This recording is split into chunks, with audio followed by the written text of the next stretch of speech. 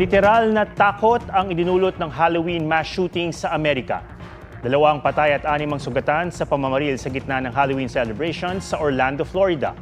Hindi matukoy kung ang 2 nasa video na ito na nakahandusay at nirerespondehan sa kalsada ay nasawi o sugatan. Ayon sa mga otoridad, libo-libo ang mga taong nagdiiwang noon sa pinangyarihan ng krimen sa downtown Orlando. Arestado na ang lalaking suspect na 17 anyos lang. Inaalam pa ang motibo sa pamamaril.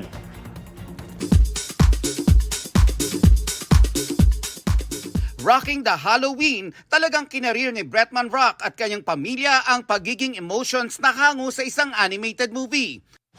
Dressed up as Alice in Wonderland naman si Selena Gomez at ang kanyang boyfriend. Wicked Witch of the West ang peg ng Filipino-American singer na si Olivia Rodrigo. Wild ang peg ni Kim Kardashian as an albino alligator. Habang si Ed Sheeran, pinanindigan ang viral AI-generated photo niya na monkey.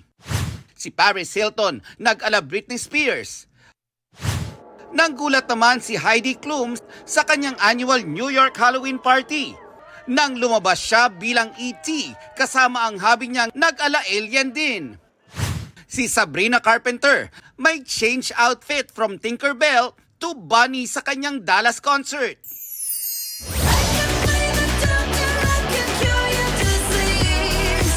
In time for Halloween, nirelease ni Lady Gaga ang kanyang bagong music na Disease, which is about facing fears and inner darkness.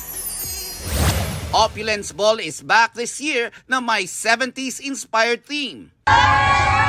Todo cheer ang fans kay Sasa Girl na proud sa kanyang new teeth. Pasabog din ang OOTD ni Rufa May Quinto na sexy red see-through jumpsuit. Sa social media naman, nagpawaw ang ilang naki-Halloween costume tulad ni Myrtle Sarosa as Wanwan Tang ng Mobile Legends at Barbie Fortesa as Mike Wazowski ng Monsters Inc. May star-studded Halloween dinner naman ang Dantes family. Present ang ilang sikat na kapuso real and real love team. Nelson Canlas nagbabalita para sa GMA Integrated News.